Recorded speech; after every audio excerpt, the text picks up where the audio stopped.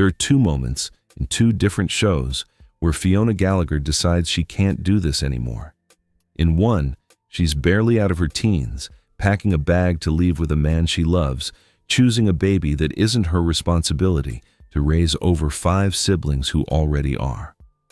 In the other, she's nearly 30, standing in the wreckage of a business she poured everything into, drunk again. Finally admitting that holding her family together has cost her everything she has left. Both of these are Fiona Gallagher. Both of these are her walking away.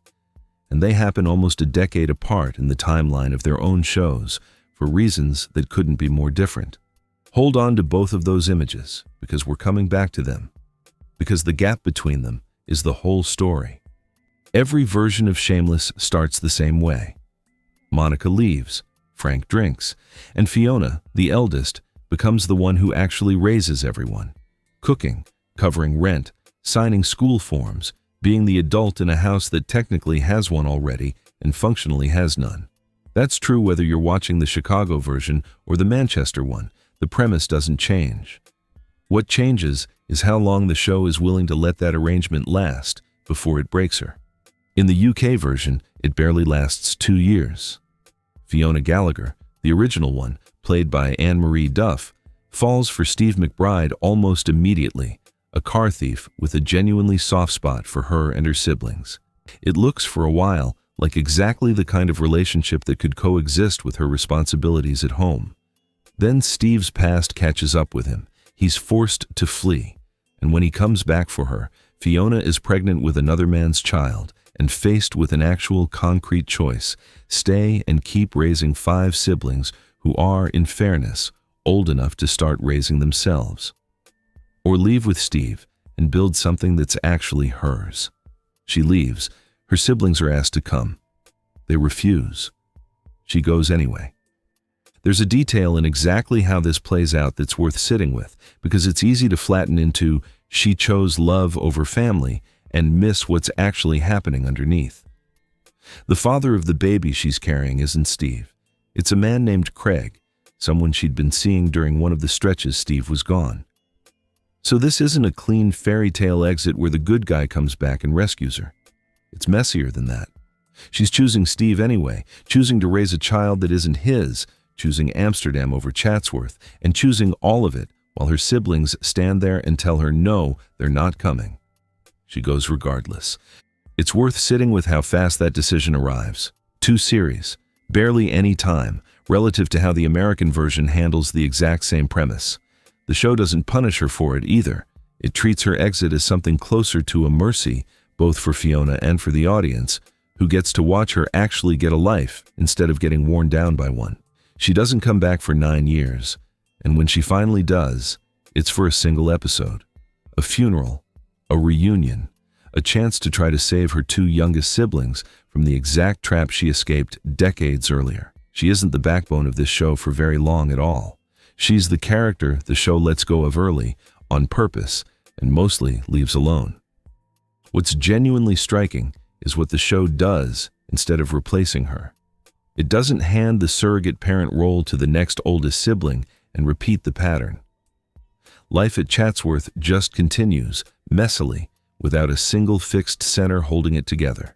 Different siblings step up in different moments, nobody permanently inherits Fiona's job, and the family survives anyway, in its own chaotic fashion, for 9 more years. The show's actual bet is that the family doesn't need a Fiona-shaped hole to be filled. It just needs to keep going. Now go back to the American version, and the entire shape of the story is different. Emmy Rossum's Fiona doesn't get an early exit. She gets 9 seasons. 9 seasons of being the one who bails siblings out of jail, the one who takes on a second job, the one who is functionally the load-bearing wall of a 6-person household, while also trying to build something of her own on the side. An apartment building, a business, a life outside the role she's been playing since she was a teenager. And unlike UK Fiona, she doesn't get a clean romantic exit that lets her walk away with her dignity fully intact. Her ending is messier, and honestly, more damning of what the role actually cost her. By the time she finally leaves, she's spiraling. A bad investment collapses, she loses money she can't afford to lose, and she's drinking in a way that starts to look uncomfortably close to her father. The exit isn't framed as Fiona choosing a better life the way Steve and Amsterdam were framed for the UK version. It's framed as Fiona finally, exhaustedly, admitting she has nothing left to give. And notice what the American show does instead. In the seasons leading up to that exit, it doesn't let her put the role down. It keeps handing her more of it, a building to manage, a business to save.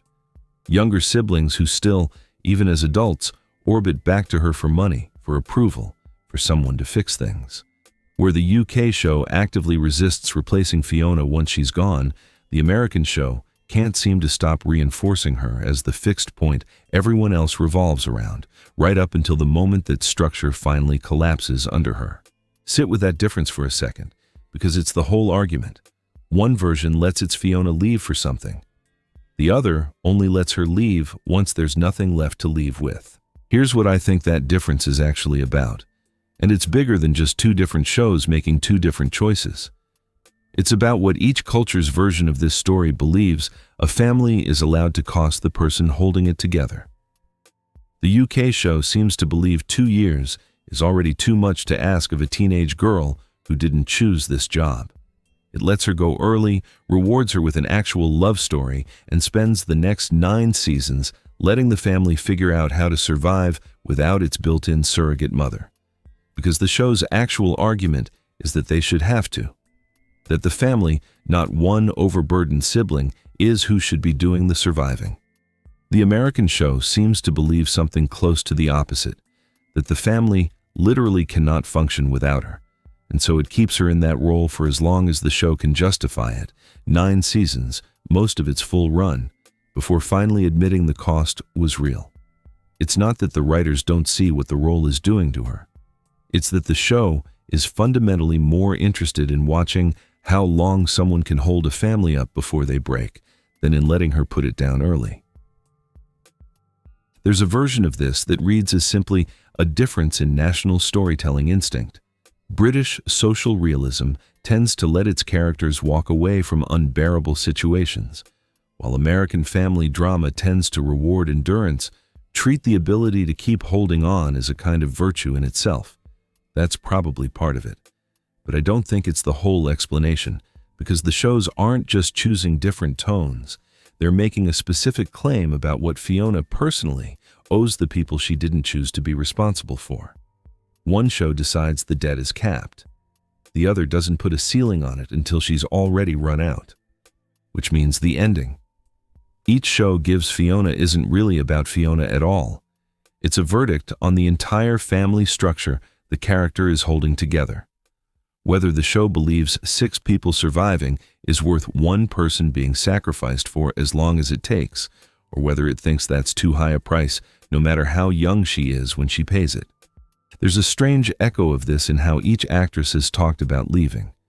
Anne-Marie Duff, coming back for that single UK finale episode nearly a decade after she left, described it as easy, almost nostalgic, walking back onto a set that felt, in her words, like nothing had changed, like slipping back into a capsule with people she loved. Emmy Rossum's departure was a longer, more contested process, arriving only after contract negotiations became genuinely tense the season before, and her own goodbye message read less like nostalgia and more like someone finally allowed to exhale after 8 years of a role that had clearly asked a lot of her. Neither actress is Fiona, obviously, but it's hard not to notice that the same structural pattern shows up even one level removed from the fiction. A quick, warm return for the character who left early, and a harder, more complicated exit for the one who stayed until there was nothing left to give.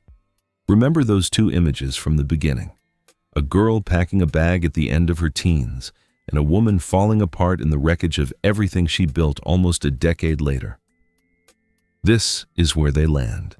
The UK version asks, how fast can we let her go before the cost gets too high? And answers, almost immediately. The American version asks a different question entirely. How much can one person carry before the cost becomes visible to everyone, including her? And it waits 9 seasons to answer it. Neither answer is really about Fiona's character. They're both about how much either version of this story is willing to let a family take from the one person who never actually agreed to give it. And maybe that's the real difference between these two shows, buried under a decade of surface-level tonal comparisons about which one is grittier or funnier or more American.